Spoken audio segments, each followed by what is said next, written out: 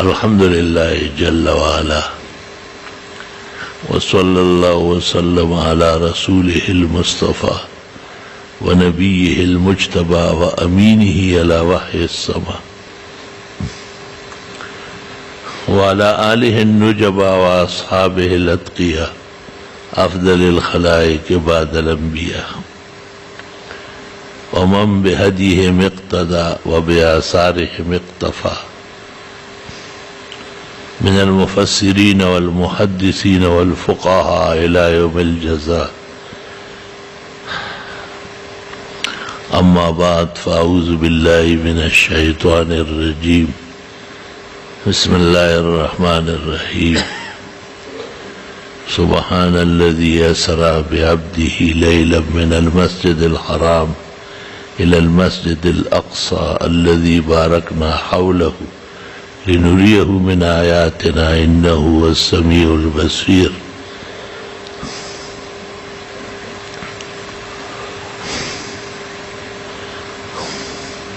شور ہے ہو گئے دنیا میں مسلمان نابود، ہم یہ کہتے ہیں کہ ہیں بھی کئی مسلم موجود، وضع میں تم ہو نسوارات تمدن میں ہنود، یہ مسلمان ہیں جنہیں دیکھ کے شرمائے یہود۔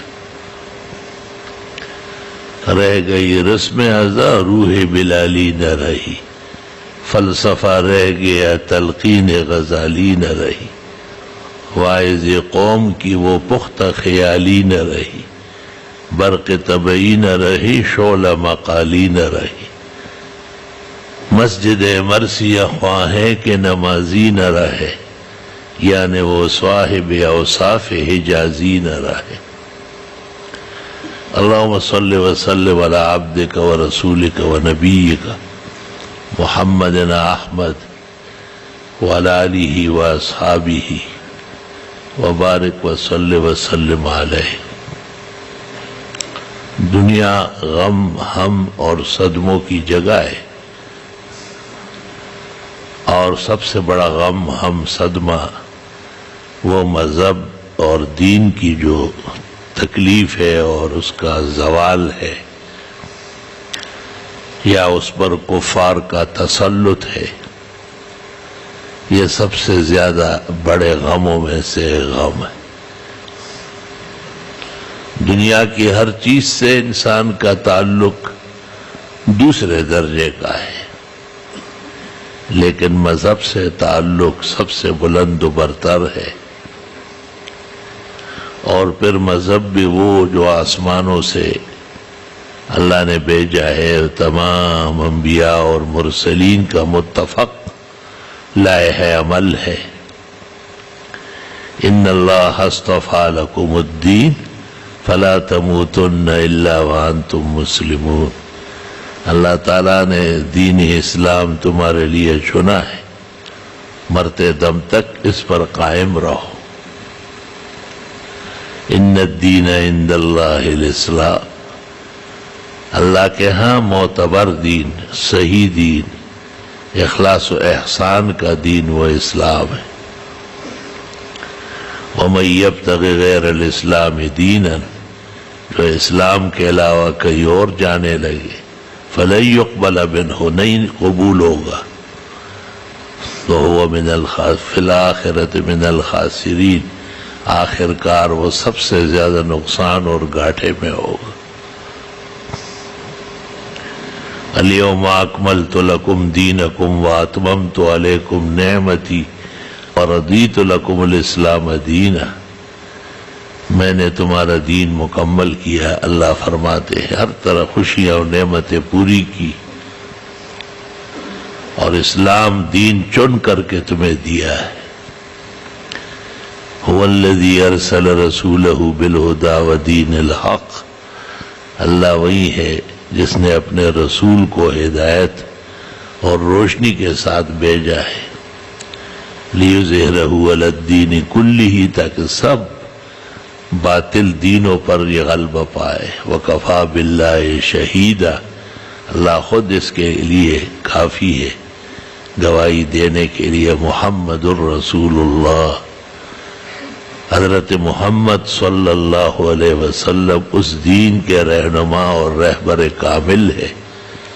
والذین آمنوا معہ، اور جو ان کے ساتھ ایمان والے، اشداء علی الکفار رحماء بینہم، وہ کفر کے مقابلے میں نہایت مضبوط ہے، آپس میں شیر و شکر ہے. تراہم رکعا سجدا، آپ جب بھی دیکھیں گے وہ رکوع و سجود میں ہوں گے. یبتغون فضلا من اللہ ورضوانا، اللہ کا فضل اور احسان تلاش کرتے ہوئے.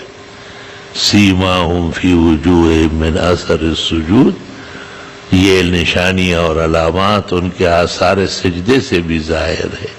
مثلہم فی التوراہ، یہی مثال ان کے توریت میں تھی. ومثلہم فی الانجیل، اور یہی مثال ان کے انجیل میں بھی آئی ہے. کزرع اخرج شطأہ، جیسے ایک فصل اپنا پٹا نکالے، فآزرہ، تناور ہونے لگے، فاستغلظ، اور مضبوط ہو جائے اور اپنے ڈنٹل پر کھڑے ہو جائے. یعجبہ الزراء، انہیں دیکھ کر کے کسان خوش ہوتا ہے. لیغیظ بہم الکفار، ناپسندیدہ لوگ ان سے بغض رکھتے ہیں. وعد اللہ الذین آمنوا وعملوا الصالحات منہم مغفرۃ واجرا عظیما، اللہ تعالیٰ کا وعدہ ہے ایمان والوں کے ساتھ جو اچھے اعمال بھی کرتے ہیں کہ اللہ ان کی مغفرت کرے گا اور بہترین بخشش ان کی ہوگی اور اجر عظیم عطا فرمائے گا. اللہ اکبر و کبیرہ. بیت المقدس مسلمانوں کا قبلہ اول ہے. قبلہ تو پہلے ہی دن سے کعبہ ہے. ان اول بیت وضع للناس للذی ببکۃ مبارکہ وہدی للعالمین. بنى الکعبہ الملائکہ ثم آدم ثم نوح ثم شیث ثم ابراہیم ثم محمد. بدر المعالی میں ہے اس کعبے کی تعمیر سب سے پہلے ملائک نے کی ہے، پھر حضرت آدم نے فرمائی، پھر ان کے بیٹے شیث نے کی، پھر حضرت نوح نے، طوفان نوح کے بعد ابراہیم علیہ السلام نے، اور پھر حضرت محمد صلی اللہ علیہ وسلم کے عہد طفولیت میں بھی اس کی تعمیر کی تکمیل ہوئی. والقصۃ مبسوطۃ فی کتب التفاسیر والاحادیث. موجودہ کعبہ اور اس کا مؤسس ابراہیم علیہ السلام کہلاتے ہیں. علماء کہتے ہیں کہ ابراہیم علیہ السلام کے بعد اس پر زوال نہیں آیا، اور پہلے زمانوں میں تکلیفیں آتی تھی، کچھ زمانوں کے بعد اکھڑ جاتا تھا، دشمن بھی لے جاتے تھے، اور قسم قسم غم اور ہم مسلمانوں کے لیے دنیا میں ہوتے ہیں. ابراہیم علیہ السلام نے جب اس کی تعمیر فرمائی اور کعبے کا کمرہ بنایا، اور اس کے بیٹے حضرت اسماعیل علیہ السلام نے ساتھ دیا. وَإِذْ يَرْفَعُ إِبْرَاهِيمُ الْقَوَاعِدَ مِنَ الْبَيْتِ وَإِسْمَاعِيلُ. حضرت نے پھر دعائیں فرمائی بڑی زبردست. ربنا تقبل منا انك انت السميع العليم وتب علينا انك انت التواب الرحيم. ربنا وارنا مناسکنا وتب علينا انك انت التواب الرحيم. کہ اللہ یہاں کے مناسب اور شان کے لائق احکام، تعلیمات اور آداب بھی ہمیں سمجھا کہ ہم اس مقدس گھر کے خلاف نہ کریں، ہم سے فروگزاش نہ ہو جائے. ربنا وبعث فیہم رسولا منہم. کہ اللہ اس کے لیے ایک زبردست معلم، امام، خطیب اسی قوم مکہ سے ہی مبعوث فرما. یتلو علیہم آیاتہ، کہ خدا کی آیتیں ان کو پڑھائے. ویعلمہم الکتاب والحکمہ، اور قرآن و سنت کا ان کو درس دے. ویزکیہم، اور ان کو ناجائز چیزوں سے پاک صاف کرے. انکا انت العزیز الحکیم. خدایا آپ ایسا کر سکتے ہیں، غالب ہے، اور آپ کی حکمت ہے، اس کی متلاشی ہے اور متقاضی ہے. جناب نبی کریم صلی اللہ علیہ وسلم نے اس پر کہا ہے کہ انا دعوت ابی ابراہیم، میں اپنے روحانی جد امجد ابراہیم علیہ السلام کی دعاؤں کا مظہر ہوں. جس پیغمبر اور رسول کی آمد کی دعا فرمائی کعبہ شریف کی تعمیر کی تکمیل کے بعد، وہ میں ہوں. جناب رسول اللہ صلی اللہ علیہ وسلم بنو اسماعیل سے، آپ ابراہیم علیہ السلام کے دوسرے بیٹے اسحاق علیہ السلام، وبشرناہ باسحاق نبیا من الصالحین وبارکنا علیہ وعلی اسحاق ومن ذریتہما محسن وظالم لنفسہ مبین. وہ سارا بی بی کے بطن سے تھے اور اسماعیل علیہ السلام بی بی ہاجر کے بطن سے تھے. دونوں کے درمیان 40 سال کا فاصلہ ہے. اللہ کی شان دیکھو کہ سارا نمرود کی بیٹی تھی، جس نے ابراہیم علیہ السلام سے انتہائی دشمنی کی اور ان کو آگ میں جھونکا، اور اللہ نے اس پر وہ آگ گلی گلزار کی. تو وہ سارا نظام جو آسمانوں سے اتر رہا تھا ابراہیم علیہ السلام کی حفاظت کا، زبردست قسم کا تخت چلا گیا، پھر اس کے ساتھ برتن چلے گئے، پھر بڑے بڑے تکیے اور بستر چلے گئے. تو بی بی سارا پر یہ سارا منکشف تھا. اللہ نے اس کو دکھا دیا تھا، ایسی روشنی عطا فرمائی. اس نے اپنے والد کو کہا کہ آپ اس شخص کا کچھ بگاڑ نہیں سکیں گے، اس کے ساتھ خدا کی مدد ہے. نمرود تو اپنے آپ کو خدا سمجھتا تھا. وہ سن کر بہت زیادہ خفا ہوا اور اس نے کہا کہ اس آگ کا نقصان پہلا مجھے پہنچا، کیونکہ میری بیٹی کا دماغ خراب ہو گیا اور فکر مند ہو گیا. جب آگ بجھ گئی، امام راضی نے لکھا ہے 6 مہینے تک تو وہ سلگتی رہی، اور وہاں اس نے اہلکار بھیجے کہ جاؤ ابراہیم علیہ السلام جلوس گئے ہوں گے، ان کا راک واک ہو تو اٹھا لاؤ. حضرت خوش و خرم، باغ و بہار، تر و تازہ اور جنتی لباس میں تشریف فرمائے. لوگوں نے پوچھا کہ آپ اس طرح کیسے بچ گئے؟ کہ میں نے اللہ کی توحید بیان کی اور نمرود نے مجھے توحید کی سزا دی، اللہ نے میری مدد فرمائی. سارا بی بی نے جو کچھ کہا تھا لفظ بلفظ، حرف بحرف، وہ سارا ابراہیم علیہ السلام کے ساتھ سلوک اور حضرت کا بیان اس پر منطبق نظر آیا. صحیح مسلم میں ہے کہ جس وقت ابراہیم علیہ السلام کو جھولے پر بٹھایا گیا اور جھولے کو آگ کے اندر جھونکا گیا اور دھکا دے کہ یہ سیدھے آگ میں جائے، آگ کے شعلوں میں، اس دوران جبریل آئے اور آپ سے کہا اتحتاج الیہ، میرا کوئی کام ہے؟ حاضر ہوں مدد کے لیے.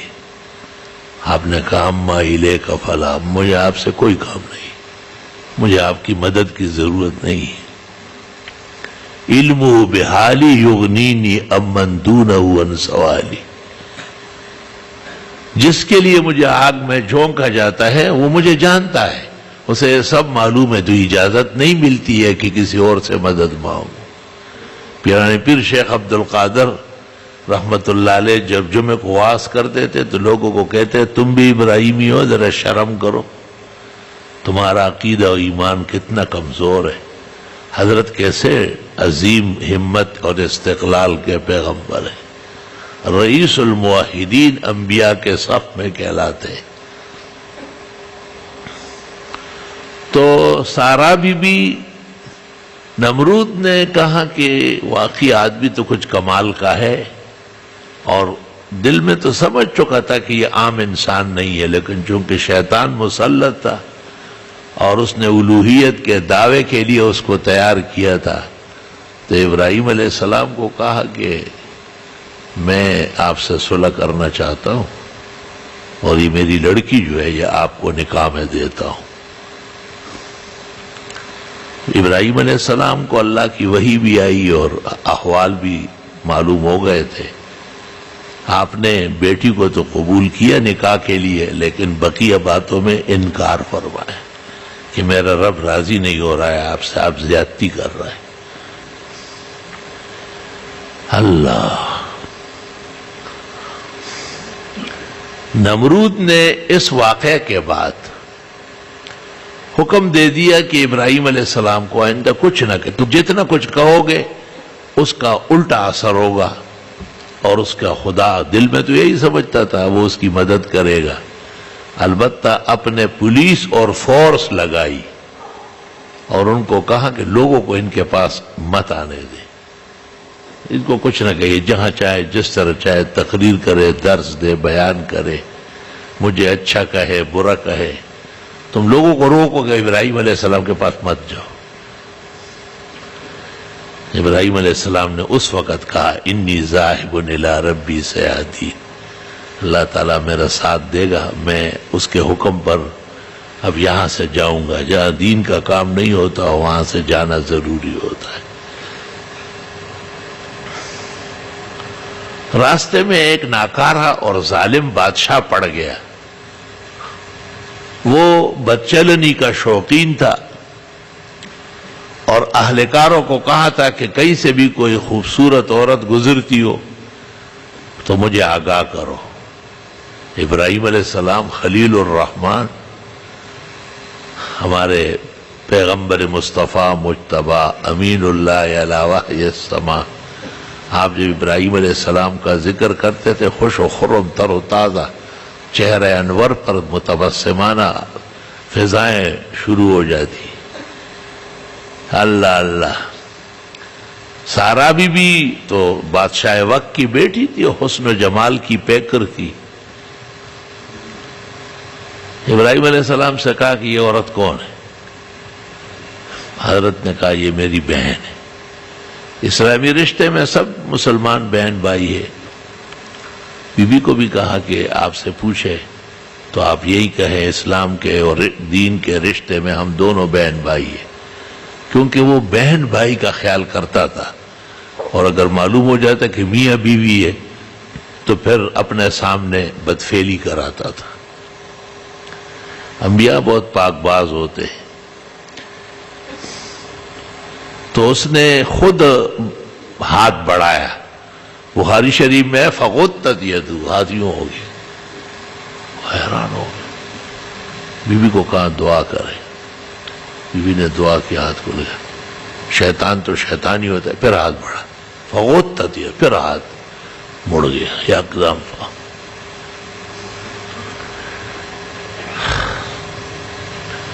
اپنے اہلکاروں پر ناراض ہوا کہ ما جئتم بہا اندی الا الجنیہ، یہ کوئی جنیہ لے کے آئے ہو، انسان نہیں لائے ہو۔ مشہور ہے کہ جن پہ کوئی ہاتھ ڈالے تو فوری اعضاء مڑ جاتے ہیں۔ بی بی سارا نے حضرت ابراہیم علیہ السلام کو کہا کہ اس شخص نے میری گستاخی کی ہے اور مجھے غلط ارادے سے ہاتھ لگایا ہے۔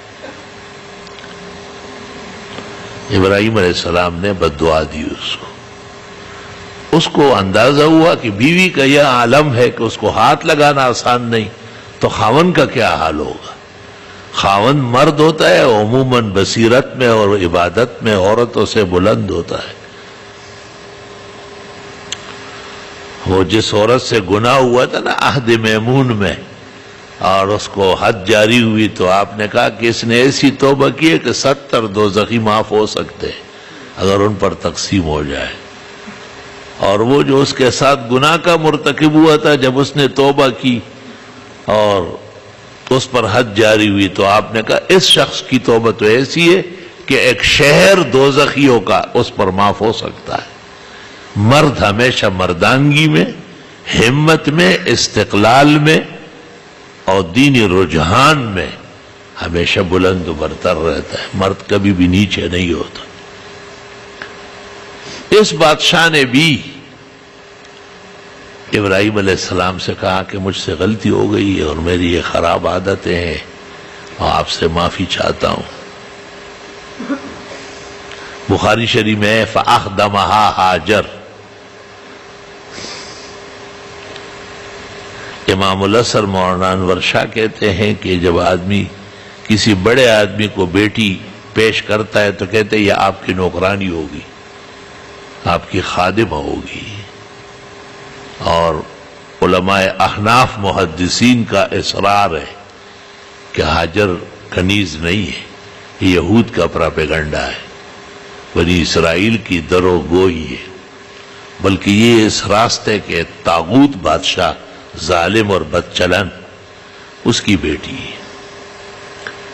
قدرت کو یہ منظور تھا کہ آگے چل کر حاجر بی بی کا بیٹا ہو گیا اسماعیل، اور بی بی سارا وہ اس کے غم بڑھتے رہے۔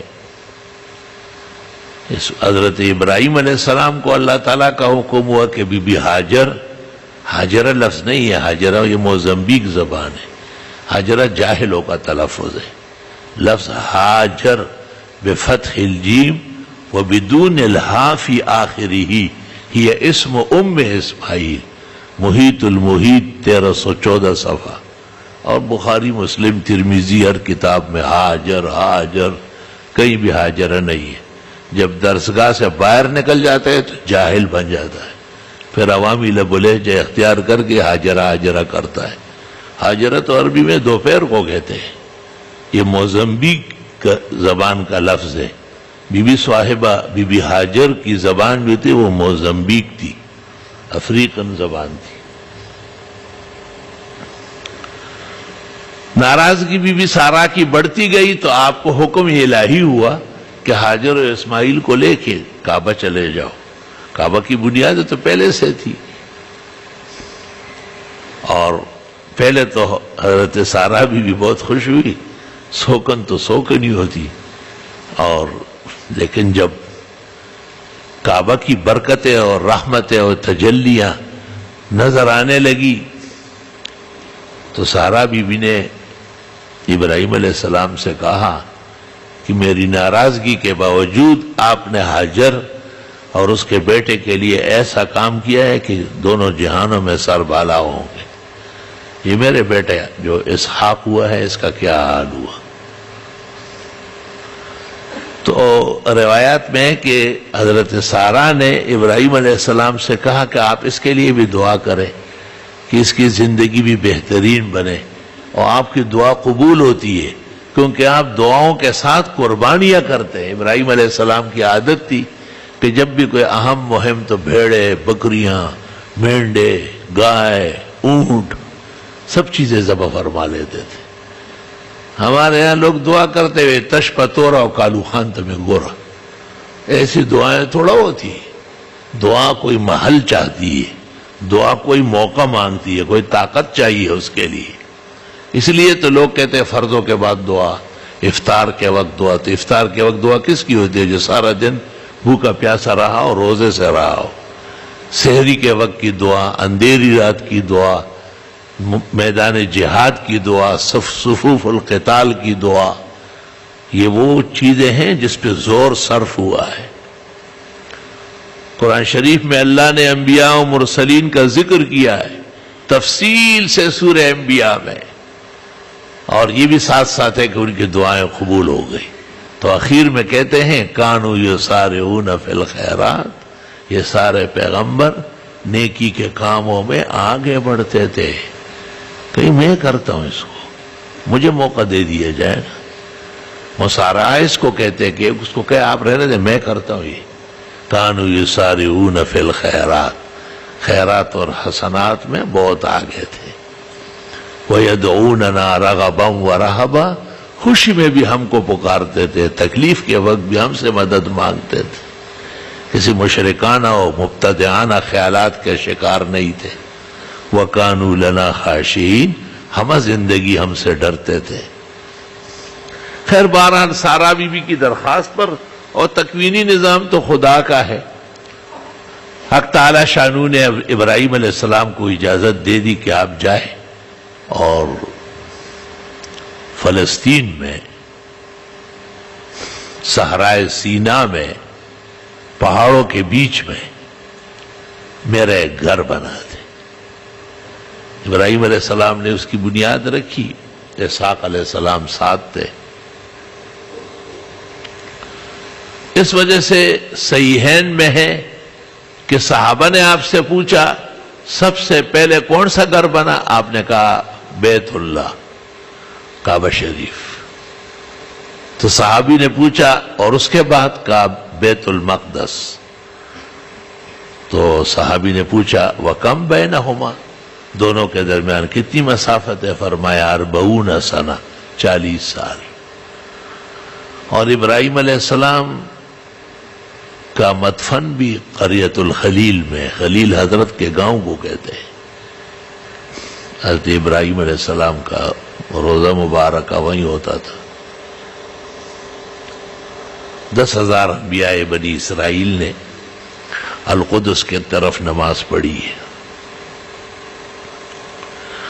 کعبہ میں جب تک آپ تھے رسول اکرم صلی اللہ علیہ وسلم تو کعبہ ہی سامنے تھا اور کعبہ ہی میں آپ نماز پڑھتے تھے.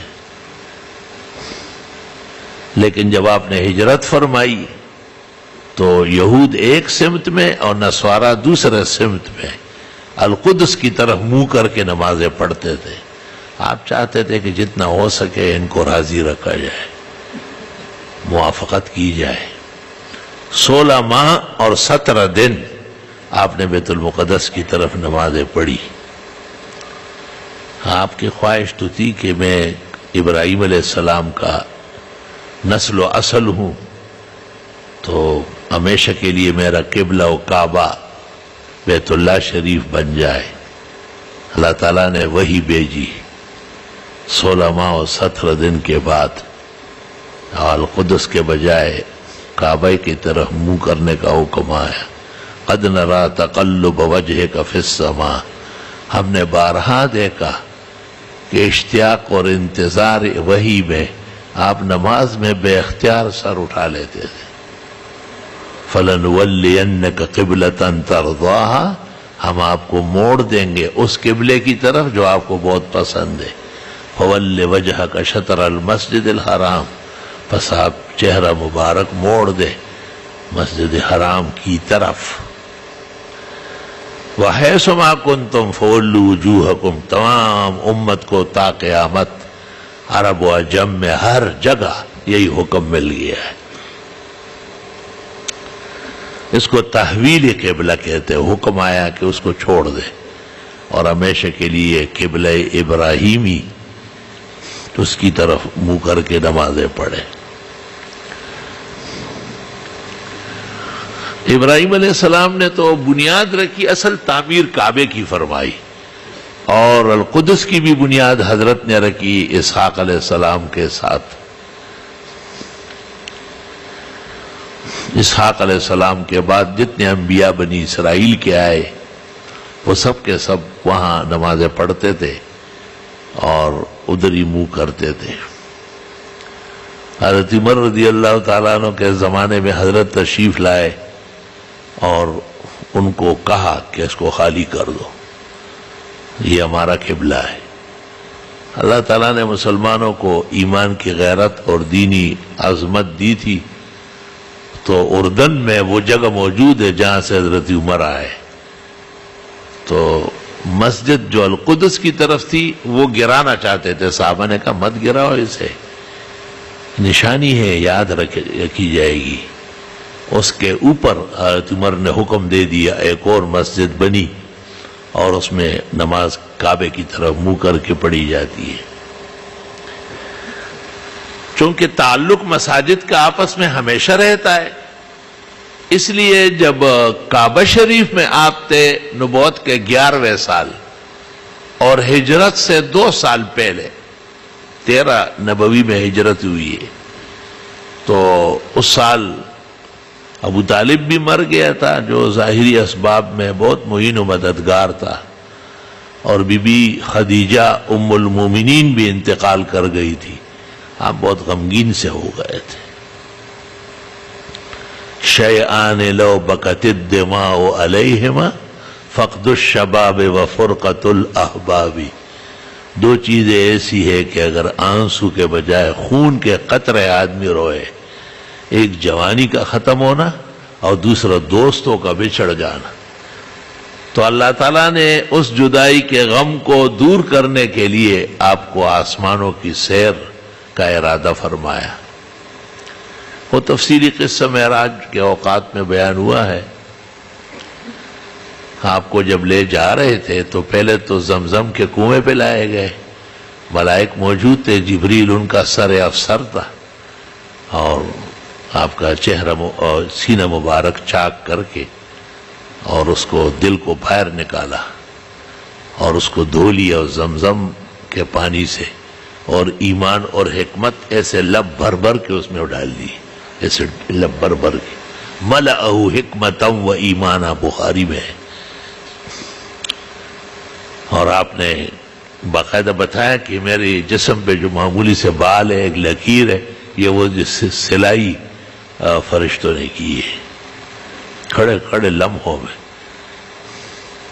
اور فرمایا کہ مجھے جبریل نے کہا کہ حضرت آج رات آپ کو اللہ تعالیٰ نے آسمانوں پر بلایا ہے.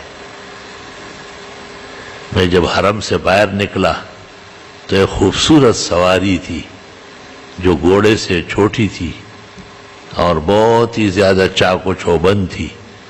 یقال لہ البراق، اس کو براق کہتے تھے. براق نبوی. فرمایا کہ اس پر مجھے بٹھایا، اور جب وہ روانہ ہو گیا تو ایسا جیسے بجلی کی چمک، اور دونوں طرف فرشتے کھڑے ہیں، کعبۃ اللہ سے بیت المقدس تک.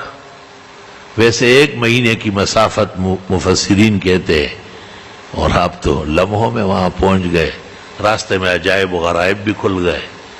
عند الکثیب الاحمر آپ نے کہا کہ ایک قبر میں ایک بزرگ شخصیت کھڑی تھی، نماز پڑھ رہی تھی. میں نے حضرت جبریل سے پوچھا کہ یہ موسیٰ ہے اور قبر میں کھڑے ہیں، نماز پڑھ رہا ہے. صحیح مسلم جلد ثانی فضائل موسیٰ میں لیلتن اسری بی مررت بقبر موسیٰ فہو قائم یصلی فی قبری. شانور شاہ صاحب کہتے ہیں فالقبور اذن لیست بمعطل عن الاعمال. قبور بالکل نکمے اور بیکار نہیں پڑے ہوئے. وَكَثِيرًا مِّنَ الْأَعْمَالِ قَدْ ثَبَتَتْ فِي الْقُبُورِ كَالْحَجِّ عِنْدَ الْبُخَارِ. آپ نے کہا یونس علیہ السلام پہاڑوں سے اتر رہا ہے اور لبیک اللہم لبیک لبیک لا شریک لک لبیک تلبیہ پڑھ رہے ہیں، آ رہا ہے، اور ہمیں سرخ مہار اونٹ کا پکڑا ہوا ہے اور میں دیکھ رہا ہوں اس کو. تو اس کو شاہ صاحب کہتے ہیں کہ دیکھو یونس علیہ السلام کب گزرے ہیں، اور فرماتے ہیں کہ وہ حج کے لیے آ رہا ہے. وَتِلَاوَةِ الْقُرْآنِ عِنْدَ التِّرْمِذِي وَالصَّلَاةِ بِأَذَانٍ وَإِقَامَةٍ عِنْدَ الدَّارِمِي. فیض الباری جلد اول صفحہ 117. لا الہ الا اللہ وحدہ لا شریک لہ. آپ نے راستے میں ایک بوڑھیا کو دیکھا، بڑے بکرے بال، برا حال اور بہت غمگین، گداگر کی طرح بیٹھی ہوئی ہے، شور مچایا ہوا، یا محمد یا محمد. بدعتیوں کی کوئی نانی دادی تھی. آپ نے جبریل کو کہا کون ہے؟ کہا آگے چلو. خبردار کے جواب دیا. آگے جا کے آپ نے کہا بہت پریشان تھی، بہت بوڑھی تھی، بال بکھرے ہوئے، کپڑے پھٹے ہوئے. آپ نے کہا یہ دنیا، یہ دنیا تھی. لو اجبتہا لغوت امتک. آپ ہاں کر دیتے کہ بوڑھیا کیا کر رہی ہے، کیا مانگ رہی، پوری امت بہک جاتی. الحمدللہ امت بہکاوے سے بچی ہے. کمی کوتاہی تو ہے، آج پوری دنیا میں بیت المقدس کے صدمے پر پوری امت مسلمہ غمگین چور چور ہے. وہ لوگ جو صرف نام کے مسلمان ہیں وہ بھی غیرت برے بیان دے رہے ہیں اور کفار اور امریکہ جو پوری دنیا کا شیطانوں کا سرپینٹ ہے اور بہت بڑا انسانی تہذیبوں کا بھیڑیا ہے اور شرافتوں کا قتال و سفاک ہے اور دنیا انسانیت پر ایک بدنما داغ ہے، اس کے خلاف سارے مسلمان ایک آواز کے ساتھ صدمے کا اظہار کر رہے ہیں۔ اسی طرف دونوں طرف راستے کے آپ فرماتے ہیں کہ مجھے عجائب و غرائب نظر آئے۔ جبریل بتاتا تھا کہ جب بیت المقدس پہنچا تو اندر داخل ہونے سے پہلے، اور ایک روایت میں کہ نہیں آسمان پر روانہ ہونے سے پہلے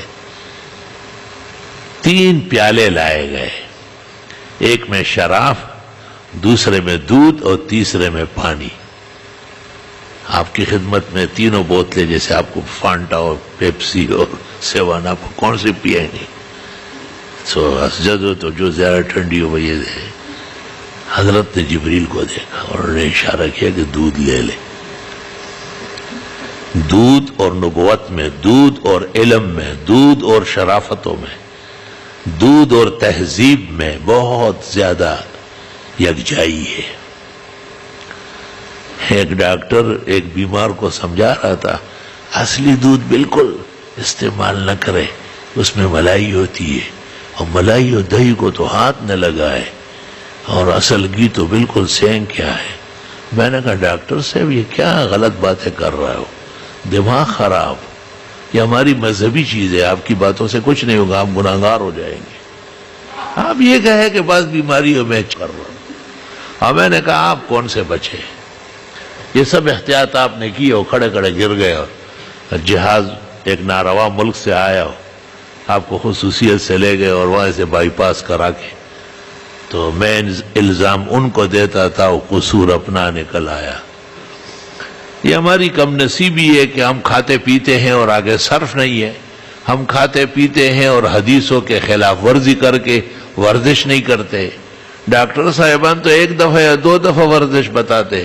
بخاری شریف میں پیغمبر اسلام کہتے ہیں، کتاب الایمان کی 41ویں حدیث ہے کہ وَاسْتَعِينُوا بِالْغَدْوَةِ، صبح چلا کرو، شام کو چلا، کہ اس طرح ٹہلائی اور مشی کے بعد ہر چیز جو ہے نا اللہ تعالیٰ اس کو غذا اور دوائے بدن بنائے گا، اور جب تک اس میں حرمت شرعی نہ ہو کوئی قباحت نہیں، سب چیزیں استعمال کرنے کے قابل ہے، لیکن اس کا شکر بجا لائے، اور جب تک پسینے نہ نکلے ہو اس وقت تک دوسری چیز کو ہاتھ نہ لگائے۔ خود قرآن کریم سے ثابت ہے کہ حضرت موسیٰ نے اپنے خادم سے کہا کہ اب تو ناشتہ لاؤ، تھک گئے ہم۔ تو علماء دین کہتے ہیں ناشتہ تھکاوٹ دور کرنے کے لیے چستی کا سامان ہے۔ ناشتہ ایسا مت کرو کہ پھر دوپہر تک جو ہے نا بیٹھے بیٹھے خراٹے لے اور گیدڑ کی طرح منہ کھلا ہوا ہو اور آنکھیں بکی ہو، یہ ناشتہ، یہ تو آپ نے سینگ کیا کھایا ہے۔ ناشتہ بقدر بادام، بس آپ نے 1 کپ چائے لی یا دودھ، 1 ٹکڑا لے لیا، بس ناشتہ ہو گیا۔ اب شام تک آپ چاہ کو چوبند رہے۔ خیر بہرحال یہ کتاب الطب اور حکمت ہے، ہم تو ان باتوں کو کم جانتے ہیں، جو قرآن و سنت میں ہے اتنا ہی جانتے ہیں الحمدللہ۔ حضرت فرماتے ہیں کہ جب میں وہاں چلا گیا، حضرت آدم علیہ السلام سے لے کے عیسیٰ مسیح تک تمام انبیاء اور مرسلین بیت المقدس میں موجود تھے۔ جب میں داخل ہوا جبریل مجھے سیدھا آگے لے گئے اور میں نے اشارہ کیا تو میں پیچھے بیٹھ گیا، اور فرمایا میں نے آدم علیہ السلام کو دیکھا، دیکھتے ہی میرا دل مطمئن ہوا کہ آدم علیہ السلام ہے، اور ان کے ساتھ بائیں طرف نوح علیہ السلام بیٹھے، اور دونوں کے سیدھ میں پیچھے ابراہیم علیہ السلام ہے۔ کا مسلح بچھا ہوا ہے اور سب انتظار میں بیٹھے، لیکن میں خوش تھا کہ یصلی بنا آدم ہوا ابونا، آدم پڑھائیں گے نا، وہ ہمارے بڑے ہیں۔ پھر خیال آیا کہ طوفان کے بعد اولاد انسانیت جو ہے وہ حضرت نوح سے چلی ہے، حضرت بھی بیٹھے ہوئے، وہ پڑھا لیں گے۔ پھر دل میں خیال آتا تھا کہ ابراہیم علیہ السلام کی اولاد میں 70 اور 77 ہزار انبیاء آئے ہیں، میں خود ابراہیمی ہوں، حضرت پڑھا لیں گے۔ کہا اتنے میں جبریل میری طرف بڑھا اور مجھے کہا کہ آپ آگے ہو جائے۔ ہم جاؤ ان یصلوا خلفک الرجل نفل السویلی، یہ تو آئے ہیں آپ کے پیچھے نماز پڑھنے کے لیے۔ فرمایا کہ میں نے مصلی پہ کھڑے ہو کے 2 رکعت پڑھائی۔ امام القبلتین ہو، نبی الثقلین ہو، رسول الانبیاء والمرسلین صلی اللہ علیہ وسلم۔ جب نماز ختم ہوئی جبریل مجھے باہر لے آئے۔ اب ایک زینہ لگا ہوا ہے زمین سے آسمان تک، اور فرمایا کہ اس پر ہم چڑھنے لگے، پر آگے آسمانوں کی تفصیلات بیان کی۔ علماء دین نے عجیب بات کہی ہے کہ آپ کی تشریف آوری کعبے سے ہے اور آپ کی سیر و سیاحت کا ایک سٹیشن، ایک آرام گاہ اس کو بیت المقدس بنایا ہے۔ آپ کعبے سے بھی سیدھے جا سکتے ہیں، حکمت الہی اس طرح نہیں ہے۔ آپ کے اندر خیر و حسنات، خوبیاں اور کمالات سب جمع کیے جا رہے ہیں۔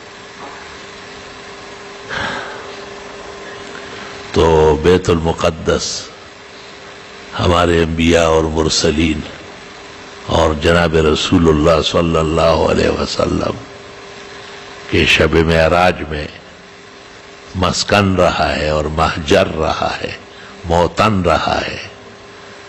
اور آپ نے جب بھی ذکر کیا تو 3 مساجد کا، لا تشد الرحال الا الى 3 مساجد۔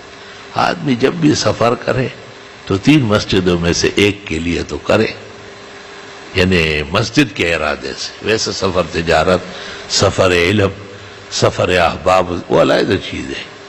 مستثنی منہ مسند احمد کی حدیث میں مذکور ہے، اور جب مستثنی منہ مذکور ہو تو حکم مختص ہو جاتا ہے، یعنی بالمساجد الثلاث۔ یا تو حرم شریف اللہ ہمیشہ نصیب فرمائے تا قیامت محفوظ و مامون فرمائے، تمام شیاطین اور شریروں اور مفسدین سے اللہ بچائے رکھے، اور یا مسجد اقصی جس کو القدس کہتے ہیں وہاں جائے، اللہ نصیب کرے ہمیں، اور ان شیطان امریکہ اور ٹرمپ کو اللہ تباہ کر دے، برباد فرمائے۔ مسلمانوں کی آہ و بکا اور فریاد اور سوز و گداز اور بیت المقدس کی بے حرمتی اس کے دونوں جہانوں کی تباہی کا باعث بنے، اور بہت جلد اللہ ہمارے فلسطینی بھائیوں کو اور مسلمانوں کو آرام اور سکھ کے ساتھ بیت المقدس نصیب فرمائے۔ اور تیسری مسجد جس میں مومن مسلم جاتا ہے اور مرکزی دین ہے وہ مسجد نبوی ہے، مسجدی ھذا۔ یہ 3 اصل الاصل ہے، اصول ثلاث ہے۔ باقی ساری مساجد عالم وَأَنَّ الْمَسَاجِدَ لِلَّهِ وہ سب اللہ کی، فَلَا تَدْعُوا مَعَ اللَّهِ أَحَدًا، مسجدوں کے ہوتے ہوئے کسی اور کو تو نہ پکارا گا۔ ہے قرآن کہتا ہے باقاعدہ، یہاں لکھا ہوتا ہے علم غیب شریف، حاضر ناظر شریف، فلاں عرس شریف، میلاد شریف، جو بھی کرنا اس کا شریف لگا لو۔ یہی سب ہے۔ وہ ایک سادہ سا آدمی ایک پیر خانے میں گیا ہوا تھا، تو وہاں پر بھئی یہ کیا ہے؟ یہ تکیہ شریف، یہ کیا ہے؟ یہ پنکھا شریف ہے۔ تو اس کو وضو کرنا تھا، اس نے کہا یہ لوٹا شریف دے دو کہ اس سے استنجا شریف کر دو۔ بیچارہ لگا پیوئیں سے مگر تجنوی باغش تو بیچارہ شریف پیوئیں سے لوگ۔ تو بس یہ جو بدعت اور کفر بکنا چاہے تو ان کا کام اس کے ساتھ شریف لگا لیتے، اور شریفوں نے پورا پاکستان تباہ و برباد کر دیا۔ آخرکار اللہ نے جمعے کے قاتل کو اور شاعر اللہ کی توہین کرنے والے کو ایسا نااہل کیا کہ نااہل کا لفظ جب سے پیدا ہوا ہے اتنا استعمال نہیں ہوا جتنا اس شخص کے لیے ہوا ہے۔ بہرحال اب ہم فقیر و عاجز ایک طالب علم کیا کہیں گے القدس کو؟ القدس تو ہمارا قبلہ ہے، جان، ایمان، روح، حیات، ممات سب سے اعلیٰ و ارفع ہے۔ قرآن اس کا ذکر کرتا ہے، سبحان الذی اسریٰ بعبدہ لیلا من المسجد الحرام الی المسجد الاقصی. اس اللہ کے لیے پاکی ہے جو اپنے خاص بندے کو رات و رات مسجد حرام سے لے گئے مسجد اقصی. یہ معراج اور اسراء کے تذکرے. الذی بارکنا حولہ، جس کے ارد گرد ہم نے برکتیں ڈالی. انہ هو السمیع البصیر، اللہ تعالیٰ سب کچھ سننے والے اور دیکھنے والے ہیں. اسماعیل حقی بروسی نے روح المانی میں ضمیر راجی کیے جناب نبی کریم صلی اللہ علیہ وسلم کی طرف. جعلناہ سمیعا بصیرا، بندے کو سمیع بصیر تو کہا گیا سورہ دار میں. بہرحال وفیہ خلاف شدید بین المفسرین النقادین من ھذا المیدان.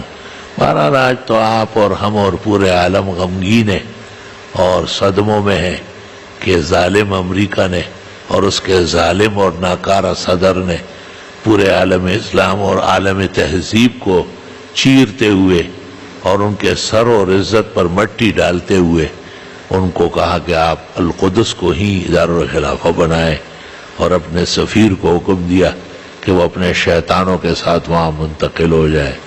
پورے عالم میں یہ خبر غم اور غصے کے ساتھ سنی گئی اور پھیل گئی. مسلمانان عالم جس میں کسی درجے میں بھی ایمان کی چنگاری ہے انہیں صدمہ ہے. دعا ہے کہ اللہ ہمارے القدس کو جلدی بازیاب فرمائے اور اس کے تقدس اور اس کی عظمت کو بحال فرمائے.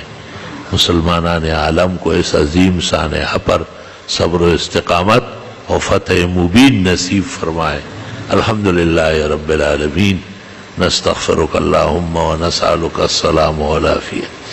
لا الہ الا اللہ وحدہ لا شریک لہ لہ الملک و لہ الحمد وعلی کل شیء قدیر. ہمارے کچھ مخلص خادم بھی بیمار ہیں اور ہمارے محمد انور شاہ کے حلقوم میں بھی تکلیف ہے اور بہت ہی پریشانی درپیش ہے. آج ان کی دعا میں پتہ چلا کہ ان کی والدہ بھی بیمار ہے. مجھے تو موقع ملتا نہیں ہے کیونکہ میں خود غموں میں ڈوبا رہتا ہوں اور یہ سانس کے عارضہ نے اور پھر آج کل اسباق کی کثرت اور ہجوم نے. الحمدللہ اللہ ہمیشہ قائم دائم رکھے اور یہ بیماری تکلیف جو سانس کی ہے اللہ تعالیٰ دور فرمائے. اس کا علاج جاری ہے. چند دنوں میں دوبارہ وہاں جانا ہے جہاں سے علاج شروع ہوا تھا اور کچھ فائدہ بھی نظر آیا ہے. امید ہے کہ محمد انور شاہ بھی ساتھ ہے. اس کے گلے کا بھی اللہ وہاں شفا تندرستی اور سلامتی کا انتظام کر لے گا. آپ سے دعاؤں کی درخواست ہے. اول بیت المقدس کے لیے، فلسطینی مسلمان بھائیوں کے لیے، ان کی حفاظت اور القدس کے واگزار کرانے کے لیے، اور اسرائیلی اڈا اور دارالخلافہ کے نام سے شرم اور بے عزتی کی جگہ اللہ وہاں سے ہٹائے اور ہمیشہ کے لیے ختم فرمائے، اور بیت المقدس کی عزت رفتہ اور عظمت رفتہ ہمیشہ کے لیے قائم دائم فرمائے. مسلمانوں کی فریاد احتجاج واویلا اللہ تعالیٰ قبول فرمائے اور تمام شاعر دین و ملت خاص کر مساجد ثلاثہ اور بیت المقدس کے سلسلے میں اللہ شاعر کی تعظیم، تکریم، حفاظت اور فتح مبین بحال فرمائے. پاکستان کے چپے چپے کی حفاظت فرمائے. ہر جگہ امن عام و خاص قائم فرمائے. حفاظت قائمہ دائمہ نصیب فرمائے.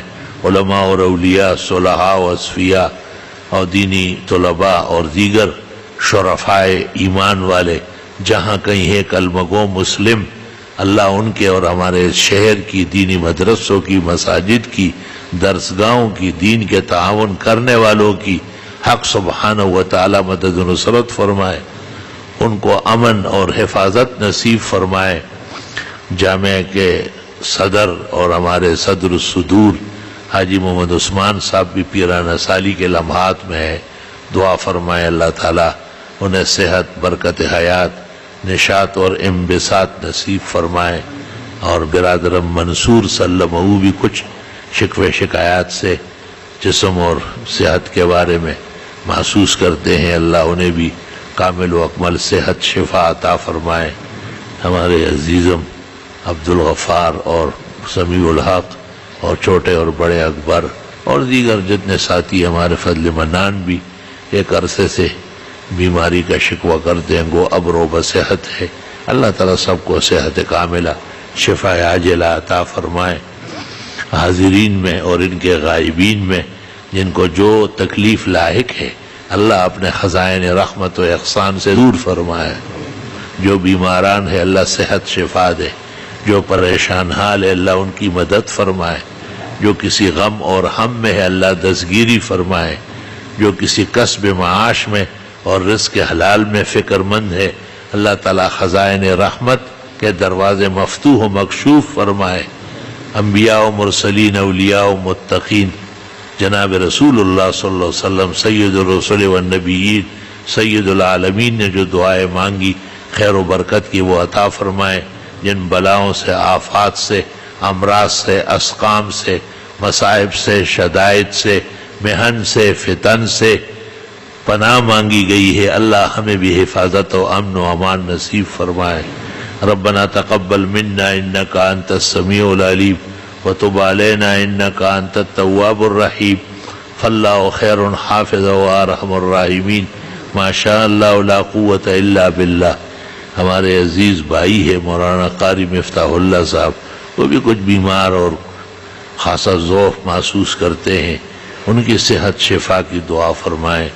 ان کے بھائی ہے ہمارے قاری ہدایت اللہ، ان کی اہلیہ کئی دنوں سے اسپتال میں ہے، دعا فرمائے اللہ انہیں بھی کامل و اکمل صحت شفا تندرستی اور سلامتی نصیب فرمائے، اور عاجز اور فقیر کے گلے کا عارضہ اور یہ سانس کا گھٹن ہمیشہ کے لیے ختم فرمائے، اور کامل و اکمل صحت راحت شفا تندرستی سلامتی نصیب فرمائے۔ ہمارے ایک بے وفا اور ایک کمکل ساتھی ہے سلیم موتی والا، وہ باہر ملک میں بال بچوں سمیت اپنے ہاتھوں پھنسا ہوا ہے، دعا فرمائے اللہ ان کی رہائی کے اسباب پیدا کرے اور ان کی اور تمام پریشان حالوں کی تکلیفیں دور فرمائے۔ ہمارے بیگ صاحبان کے ہاں بھی ایک خوشی ہونے والی ہے، کل عصر کے بعد ان کی بیٹی کا نکاح ہے، بخیر و عافیت ہو۔